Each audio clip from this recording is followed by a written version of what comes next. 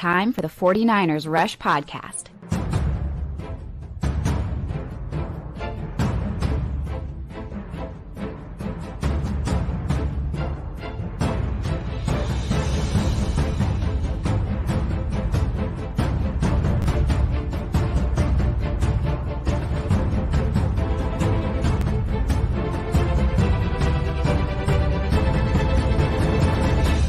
And here's your host, John Chapman.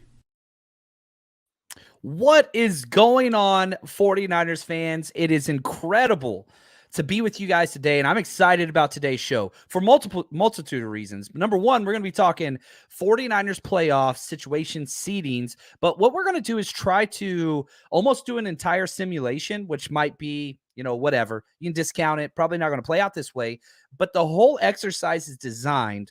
What could the 49ers playoffs pathway look like based on seedings of not only the 49ers and Vikings, which the 49ers control, but also what those wild card and divisional rounds could look like. So the whole goal today is to provide a clear pathway of what it is we have to look forward to. But even more importantly than that, ladies and gentlemen, I am joined by none other than the mad scientist himself, Clayton. Found time for us, which makes me so happy. He is behind the scenes, so he's going to be running the chat. The madman himself. I'm hoping we can find a way to get him in here on the show. I'm bringing him up anyway. I just want to say what's up. What's up, Clayton? What's up, fam? What's up?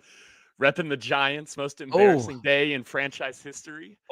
Ouch. We gotta keep the faith, right? There we go, man. There we go. Look at this guy. He's clutching every sport, baby, and a big Warriors fan. Clayton, I'm so glad to have you here. Excited about this show. Woo! Let's roll this bad boy. Okay, let's dive into some of the settings, okay, or the seedings of the 49ers. Okay, now, let me just go to share my screen here, just so we can go through and make sure we understand exactly what is at play here with the 49ers currently and what it looks like. There we go.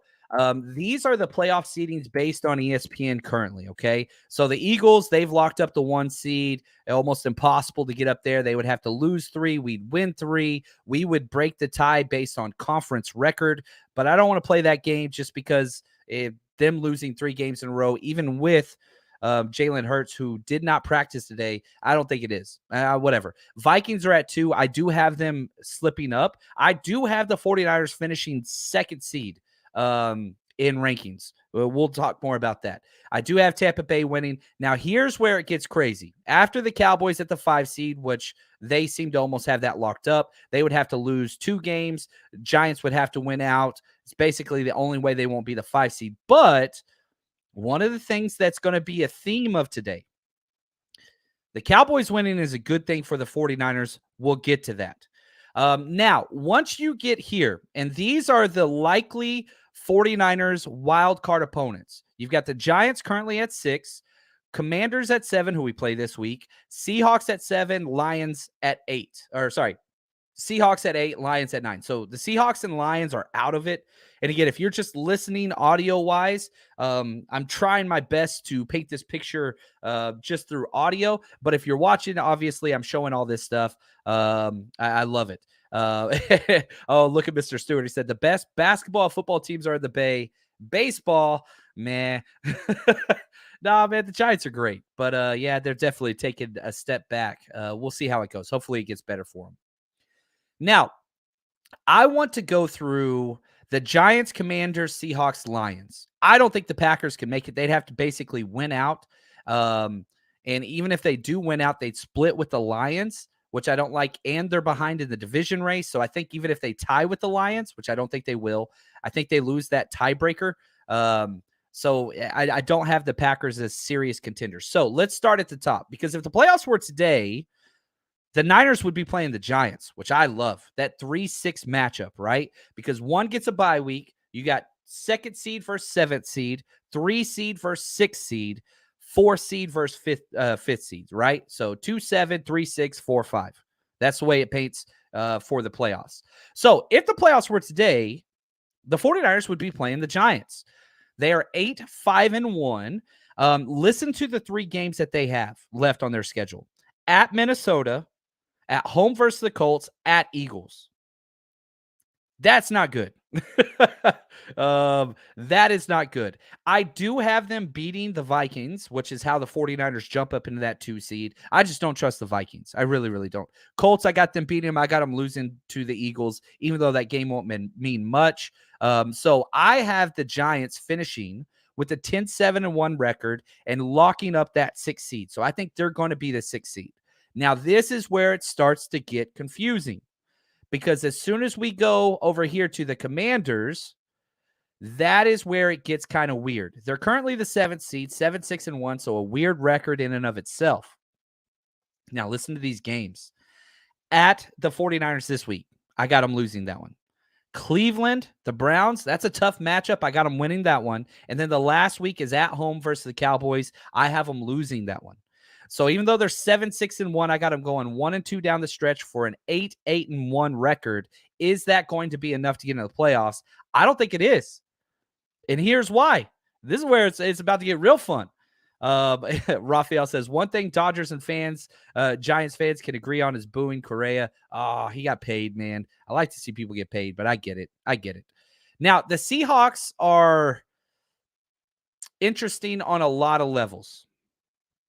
They were, one of the very early biggest fans, the biggest comeback team, coach of the year, comeback player, all those different things. Well, they've cooled down a lot. They have not been good. I think they've lost 4 out of their last 5. They have cooled down. They're at 500. But listen to their schedule. Okay, it's not easy. It's at the Chiefs this week. They're losing that game. Then it's at home versus the Jets. I think that's a toss-up. I have them winning that game. Then it's the Rams. Rams aren't beating anybody. So I've got them finishing 2-1 down the stretch with a 9-8 record. So we'll hold off on that. So I've got Commanders 8-8-1. I've got Seahawks 9-8.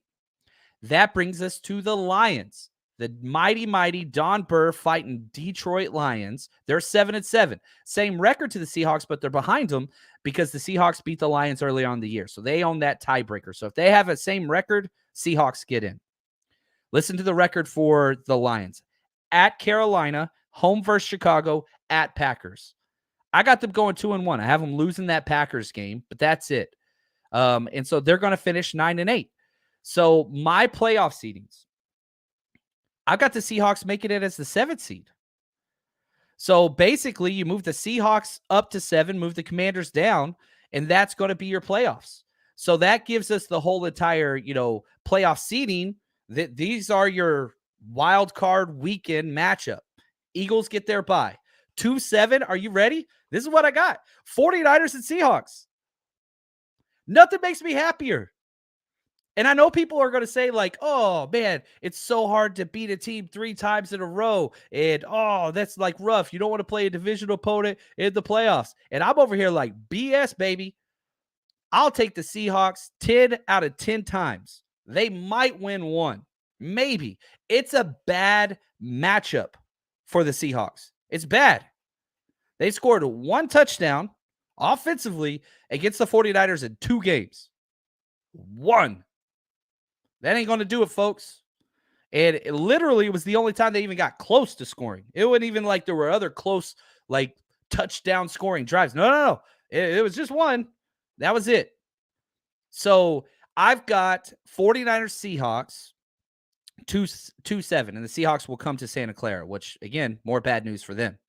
The 3-6 matchup, I have Vikings versus Giants. 4-5, I've got Bucks versus Cowboys. I love all those matchups. I'm going to be betting pretty big. Which, by the way, I don't know if you bet with us last week. We went 6 for 6. We hit on every single bet that we put in. We put our bets up every single week over at patreon.com.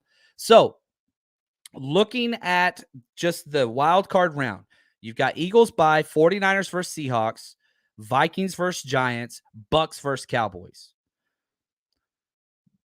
That 49ers versus Seahawks matchup, I'm sorry. That just makes me so happy. Now, if you're one of the ones that's I can't see the Seahawks going 2-1 down the stretch, you put the Lions in there.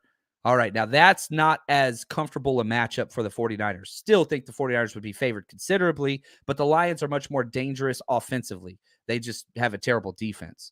And so, if you're looking at possible matchups that 6 through 7, you've got Giants, Commanders, Seahawks, Lions. I'd prefer Seahawks 1. I'd prefer Giants 2. I'd prefer Lions 3, and then Commanders 4. I think the 49ers could beat all 4 of them, and I think that they will. I think wild card round, I know any given Sunday, but I like the 49ers in all those matchups. But again, my favorite matchup, Seahawks 1, Giants 2, Lions 3, Commanders 4. That's how I would power rank those 4 teams against the Niners. So obviously, Eagles, they advance. I've got the 49ers winning that wild card round versus Seahawks. I've got the Vikings winning against the Giants, the second matchup. And then I've got the Cowboys beating the Bucks. So if we look at the seedings, you've got the 1 seed Eagles, you've got the 2 seed 49ers, 3 seed Vikings, 5 seed Cowboys going to the divisional round.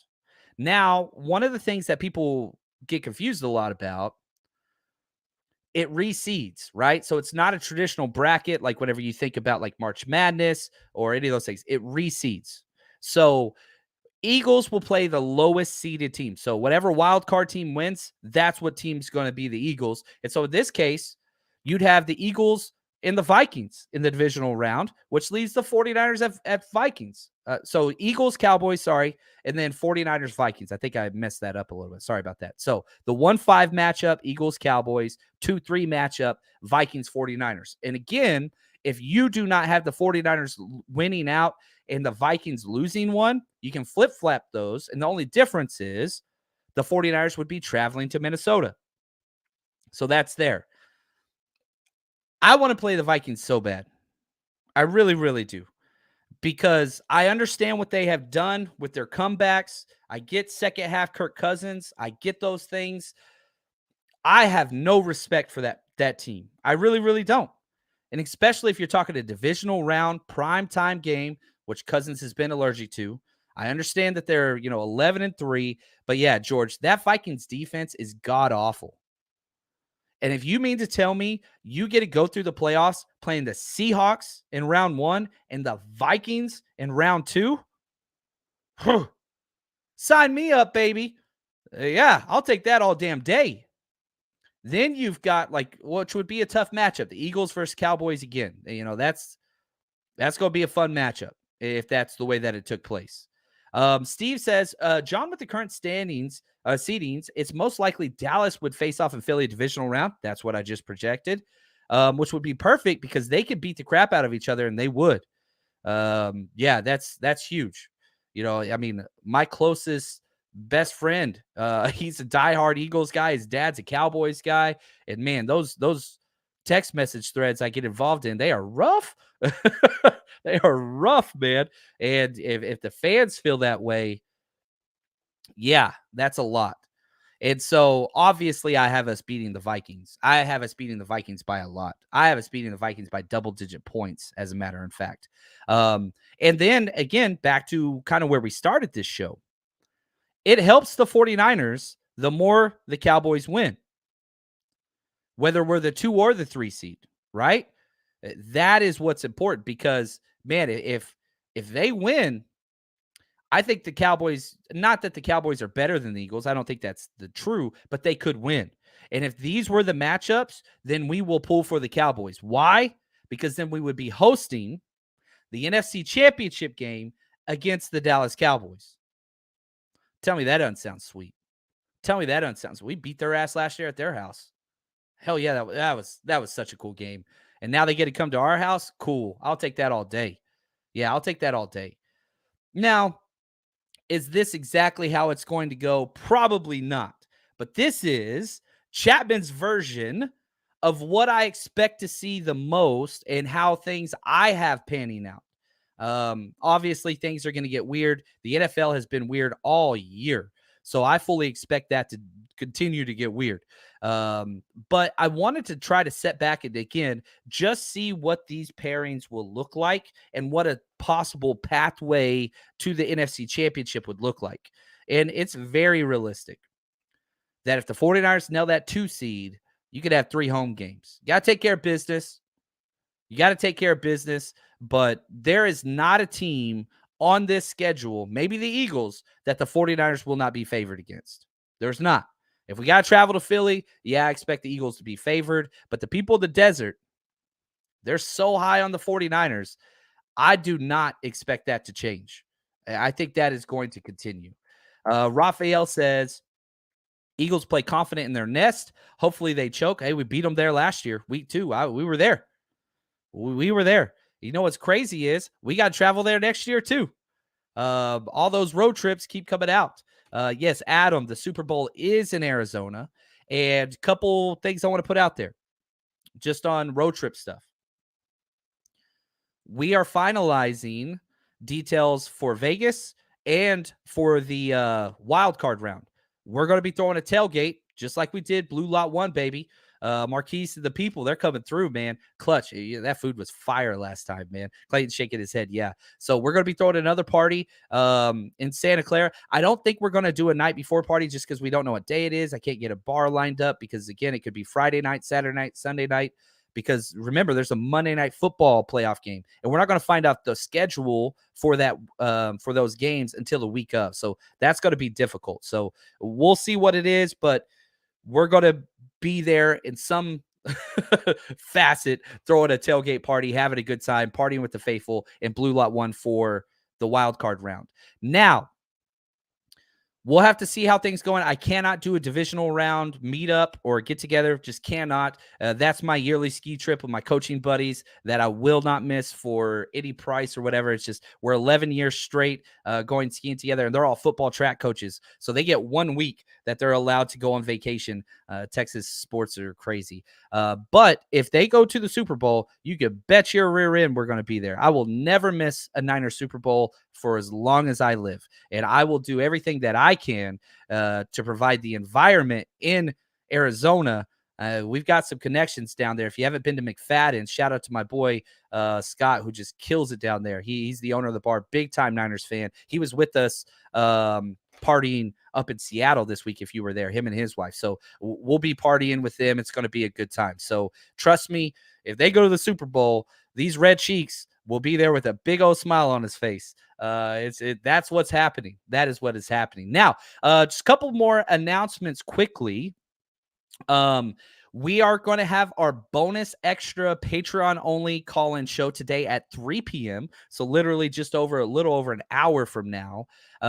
So if you want to join us, all you got to do is head over to patreon.com or just Google 49ers Patreon. Come check it out. This gives you a chance to jump onto the screen with us. We're going to be with 49ers Cutback. So come join us. Literally no holds barred, whatever it is you want to talk about. It's a much smaller audience. We have about 400 patrons, which is awesome. Very, very thankful for that. But yeah, so come join us live. If you can't make it at 3 and you're a Patreon member, guess what? You get to watch it whenever you get the opportunity to. That's up on patreon.com/49ers Rush Podcast. So those are there. Now, let's get to some questions. The man behind the scene, Clayton, if we've got some comments and stuff that perhaps I missed, let's jump back into that. Avatar, he says, did you get some clarity on the IR returns? I have not found anything on NFL Network to refute what we talked about yesterday. So yes, I have seen lots and lots and lots of Twitter posts and Instagram posts and podcast posts and all those things. And those are beautiful. And I respect all those people. However, I can't find anything on the NFL rules and regulations or on NFL.com that talks about the PUP and NFI players do count as one of your 8 spots. I have not found anything to refute that. So I'm going to stick with that until somebody corrects me. And I hope I'm wrong because it would benefit the 49ers if I was wrong. But sadly, that's still where it is. That's still where it is. Big Papa, what's up, brother? He says, what was the Eagles' schedule like versus the 49ers in difficulty? Ooh, good question. Well, let's pull it up. This is an easy one. Let's go up here. I'll get this really, really quick. You know, where Philly ended last year, because they were a playoff team, that kind of decides the slate, right? So here we go. Let's just go through quick. At Lions, Vikings, at Commanders, Jaguars, at Cardinals, Cowboys, Steelers, at Texans, Commanders, at Colts, Packers, Titans. That's a big game. They beat them 35-10. At Giants, at Bears, at Cowboys. That's this week. Saints, Giants. It's not an easy schedule. It's not a super hard schedule. They didn't really play any of the quality AFC teams. Didn't play Chiefs, didn't play Bills. I guess the Titans you could put into that conversation, but they haven't played a lot of like the top tier teams that you can really get a measure with. You can call the Cowboys that, which, they beat them 26-17, and then they play at Dallas this week, and that's a big game, especially if Jalen Hurts can't play.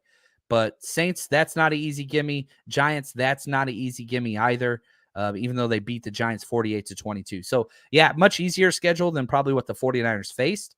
But, and again, there's metrics for everything, whether you want to go off of last year's win-loss ratio, this year win-loss ratio, all those things. Yeah, I don't know. Oh, we got a fantasy football question from Niner Empire. He says, Purdy versus the Commanders or Fields versus the Bills? You start Fields in fantasy no matter what, just because of his rushing. You start Fields no matter what. I know the Bills are a good defense. Nah, you stick with what you got. You stick with what you got.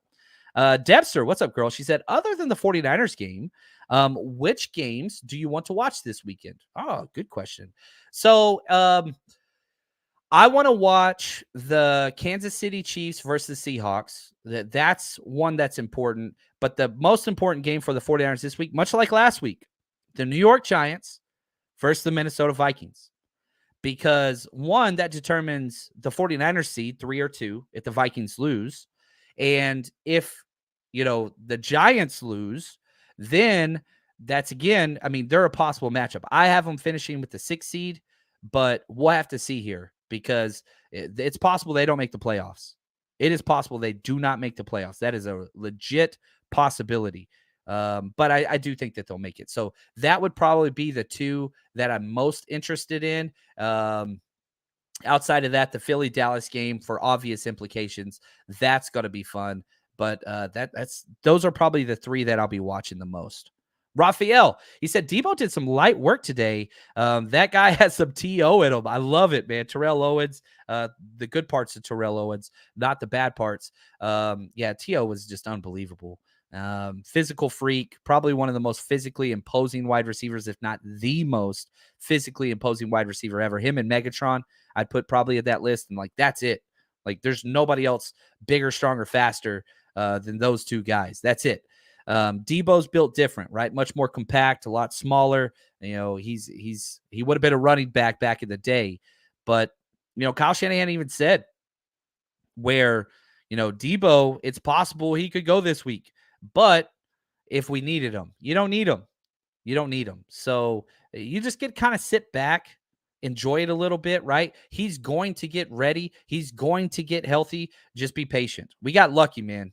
Dude, I thought he snapped his leg. Avatar, what's up, man? He says, no blue non-contact jersey today for Charvarius Ward, which indicates he's in the final stage of concussion protocol. Yeah, I'd never thought he would be in question for Saturday. We're recording this live Wednesday, I think. I don't know. It's Wednesday, right? Clayton gave me the okay. My schedule's a little bit messed up after that Thursday game.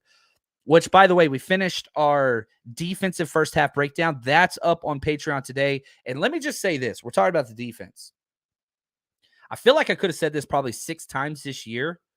I thought the first half versus the Seahawks was the best defensive performance I've seen the 49ers put up all damn year. They dominated that game. In fact, they dominated so much to the point where the fumble recovery, right, where Jimmy Ward stood him up, Dre Greenlaw, CEO of Seattle, knocks the ball out, Charvarius Ward, who you just brought up, Avatar, returned the ball. The 49ers defense got deeper or closer to the end zone than the Seattle Seahawks offense did the entire half. It was nuts. Josh, he said that defensive breakdown was so nice. Lots of O's, lots of E's. I love the emphasis. I love it. I walked away from that just saying, this is the best defensive performance of the entire year. And I know it wasn't a shutout. They had a field goal.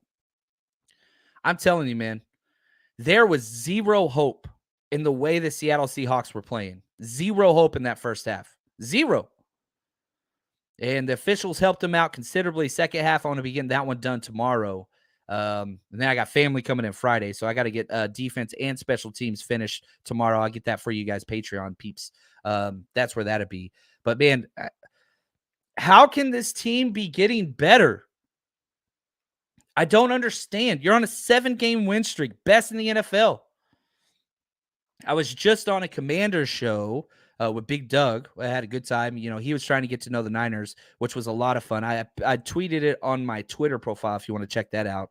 I don't know. I cannot find an end in sight to what the 49ers are doing because they're so consistent at it, offensively, defensively. It's just find the flaw, find the issue, why things are going to derail. Now, it's any given Sunday, and any team can win, and I understand all those things. I get that.